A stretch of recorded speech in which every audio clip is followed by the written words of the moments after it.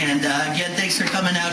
If you guys are Hillary supporters or you're interested in Hillary, we have some literature on all the tables here, and I'd love you to fill out a supporter card if you think you're going to caucus for us at 7 o'clock on January 3rd. But otherwise, I'll give it over to Mayor Newsom, and thanks again. Thank you. San Francisco Mayor, you expected, I'm sure. This is strange. What the heck is he doing here? I literally got off the plane and someone said, "Who are you?" And I said, why are you even asking? He goes, "You look like a politician." I said, "I don't even know." I said, "The guy, seriously, the first thing he said, we're sick of politicians." How friendly Iowa is. Anyway, I think he was from Chicago. I'm not sure he was from Chicago. But so let me apologize in advance in some respects, but let me thank you as well for no other reason than for taking the time to be here and for caring and giving an arm about this race.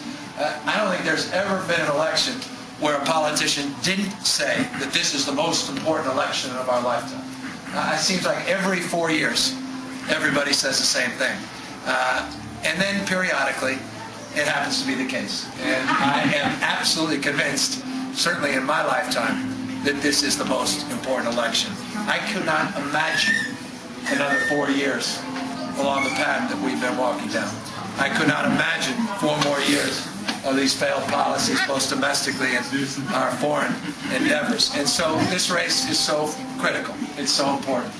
I, in turn, am taking it very seriously, like you're taking it very seriously out on the West Coast.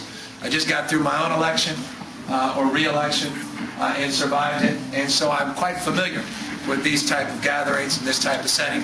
And it does make me feel at home because that's San Francisco politics. Anyone who's focused on San Francisco politics knows it's very similar to what happens here every 4 years in this extraordinary state with these type of caucuses and these small get-togethers like you. And in San Francisco, I ran, it was a modest campaign with only 11 people that ran against me this time. I had 26 before. And people want to see you sweat. And they want to know that you have the goods. And good enough never is. And even if you were elected, doesn't mean they're going to necessarily re-elect you. So I appreciate the seriousness to which you commit yourself to the cause of making the right decision. Because I got to tell you, your influence is extraordinary. It is remarkable. And so I count on you. And that's why I'm here, hoping you make the right choice. Because I don't want to dream of regretting. And I don't want to enter into the general election going coulda, shoulda, woulda. Pick the right person. I, as a consequence of that, have had the privilege of having every single candidate for president come through my office. They didn't want my endorsement. They just wanted my fundraising list. And San Francisco, in the Bay Area, Silicon Valley, the Googles and the Yahoos and the eBays and everybody else, they're always coming in trying to suck up to raise money. I kid you not, no exaggeration. There was one gigantic exception. Maybe she's just smart. And maybe just knew that people like me are used to folks like her coming in asking for money. And she came in and started asking questions about what priorities were for the city, the challenges we were having when we were discussing the idea of becoming the first city in the United States of America to do universal health care, to talk about our progress on universal preschool. And we are the only big city in the United States that we know of doing universal preschool and guaranteed college education for every single one of our students, K through 12. And there was sincerity in her interest. There was a discussion. And there was, for me, a profound depth of knowledge. And that blew me away, candidly. I kid you not, every other, and I'm a Democrat, so I love Joe Biden.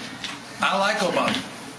I like Edwards. Got to know him very well in the last campaign. Did at least a dozen fundraisers out in San Francisco hosted for him. And I honestly don't exaggerate. But this was altogether different experience for me. And so that made it an easy choice. And I made that choice. And, you know, San Francisco is a very progressive city.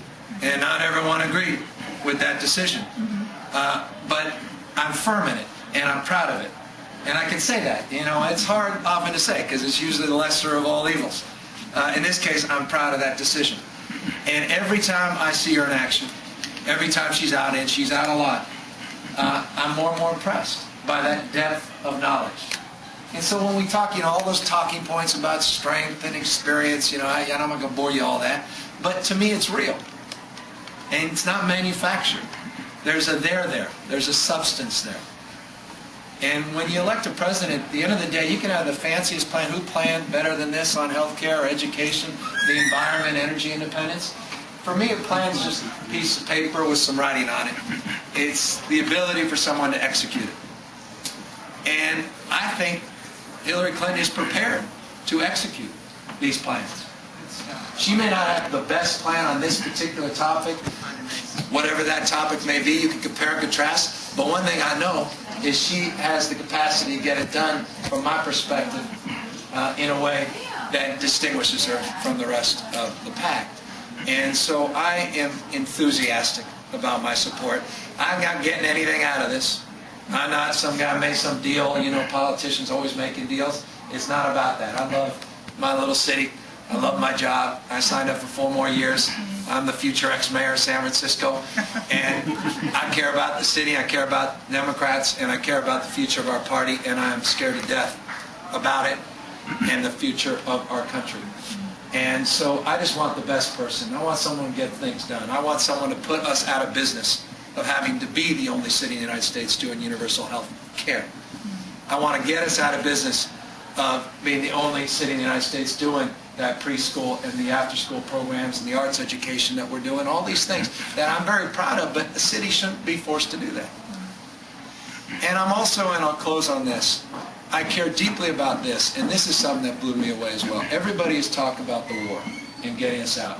And, none of us disagree with the need to do that immediately. But I've never had a substantive discussion with any politician about after we're out and what happens to these young men and women when they come back home and their families. It scares the death. You come to San Francisco, what's the #1 issue? Homelessness. Who are the folks out in the streets